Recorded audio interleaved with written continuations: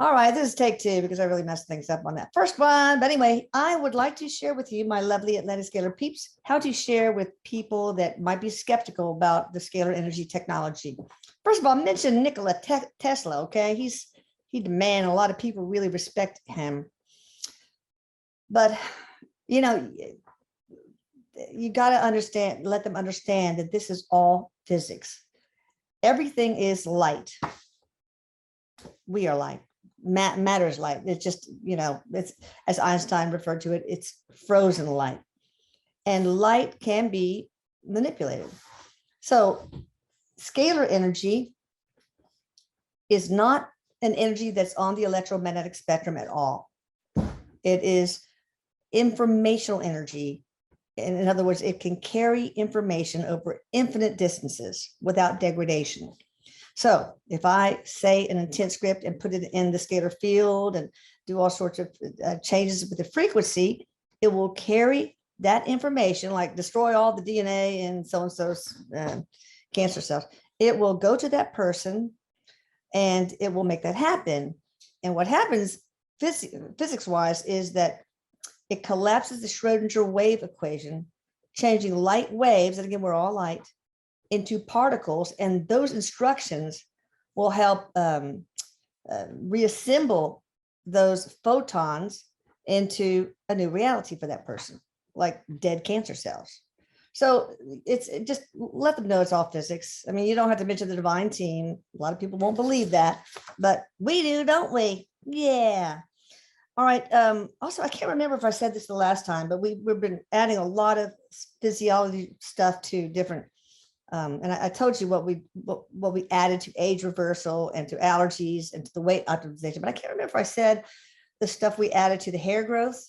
There are several of them. The two main ones are prolonging the anagen phase of hair growth, because that's a problem with losing hair. The anagen phase gets smaller and shorter and shorter and shorter. Also, what happens is you get follicular miniaturization. The follicles of the hair gets skinnier and skinnier, and then hair gets, you know, thinner and more wispy, and then eventually goes away. So we have instructions to reverse the follicular miniaturization. Also, we have blocking the effects of dihydrotestosterone in the hair follicle, blocking the response of that follicle to dihydrotestosterone. So there's a lot of stuff. That's why these scripts are so long, and that's why the services are so long. It'll take a while, but it's all worth it. Okay, that's all I wanted to say. Now, a bedtime story, my babies, from Eric's book. Ugh, this chapter, The End of Me. Okay, it's going to be causing nightmares in you guys probably. All right. I'd thought about suicide before. In fact, I thought about it a lot in the couple of years leading to when I decided to end my life. I even researched on the internet all the ways I could do it. The year before I succeeded, I tried to take an overdose of medication called Provigil, but wasn't successful. I think I must have died for a little bit then, though, because I saw my deceased Aunt Denise, who had taken her own life, and my friend Allie, who died from an accidental gunshot wound just after our high school graduation. They were sitting on either side of me, holding my hands. I remember he was sitting on the couch, and I was taking care of him after that, holding their hands and looking at him. I love you. Their presence gave me comfort. It also gave me the sense that I was in a different place, better than the one I was in at the time. And I remember it feeling so good. I knew I wanted to go back there. The day after my first suicide attempt, Papa and I were standing by his truck. He asked me why I wanted to die. After all, the sky was blue and beautiful that day, and everything seemed calm, nice, happy. I told him that I just wished I wasn't here anymore. It was difficult to explain.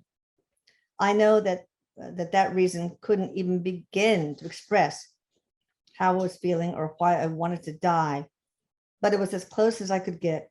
Eventually, I'd get my wish.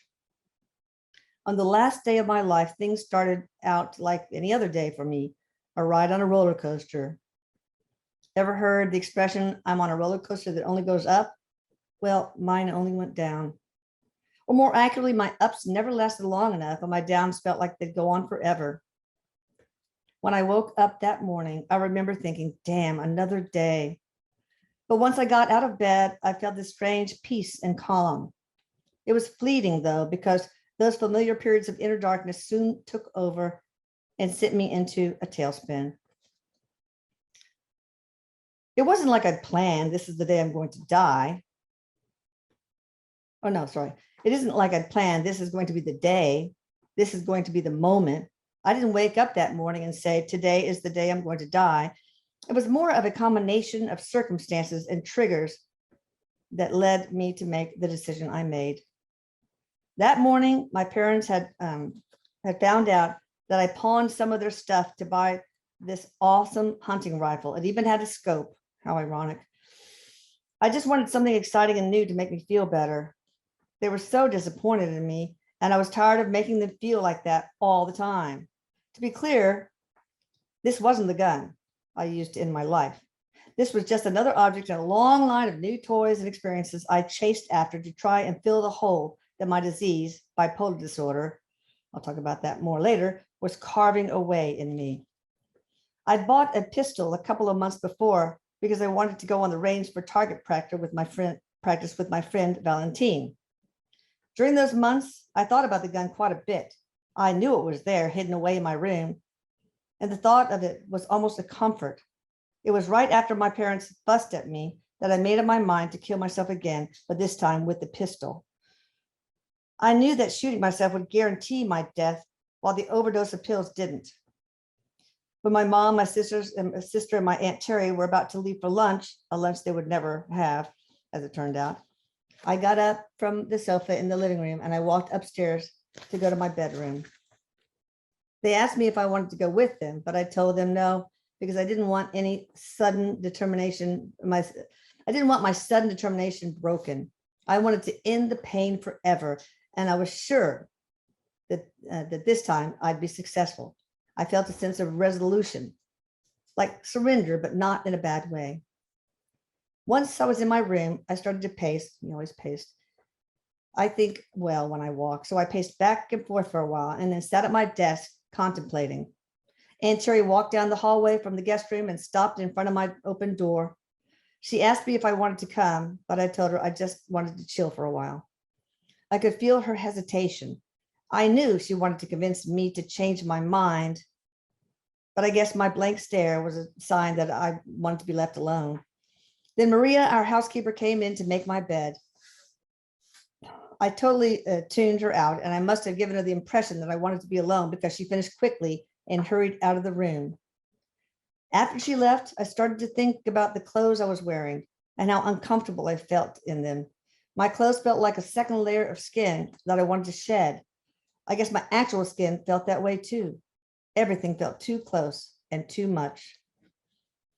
Once Maria had left, that strange sense of peace I'd woken up with suddenly came over me again. And that peace expanded and expanded until I felt much larger than life. It was a really enticing feeling. I wanted to be consumed by it.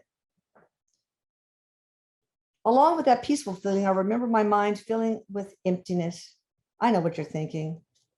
That sounds like a contradiction, filling up with emptiness, but that's how it felt. As I sat there, memories of shitty ass things that had happened in my life flashed before me, slicing through the calm. People being nice to me, but then talking behind my back, or times when I'd helped my friends and then realized that they'd never returned the favor. I kept thinking things like, that's fucked up and that's not fair. After a while, the emptiness took over completely. I think I'll stop there. All right. Anyway, this is just the most amazing book. I mean, the first 3 chapters are really hard for me anyway, but it's a roller coaster and it's a page turner. So be sure you check it out. It comes in all formats, even Audible and audiobooks and all that. So that's it, guys. I hope you had a wonderful Easter holiday for those who celebrate it. What we're doing, and this is Friday, but what we're doing Sunday is I'm going to have an Easter egg hunt, 3 of them. One for the kids, little kids, one for which is candy and stuff, and one for the grown-up men. We're going to get a beer caddy for each of them, and they're going to go hunt around for beers everywhere in the garden. And then for the girls, I bought a bunch of stuff at Ulta too that they had to search for and put in their basket. So it's going to be fun. Anyway, that's all. I love you. Bye.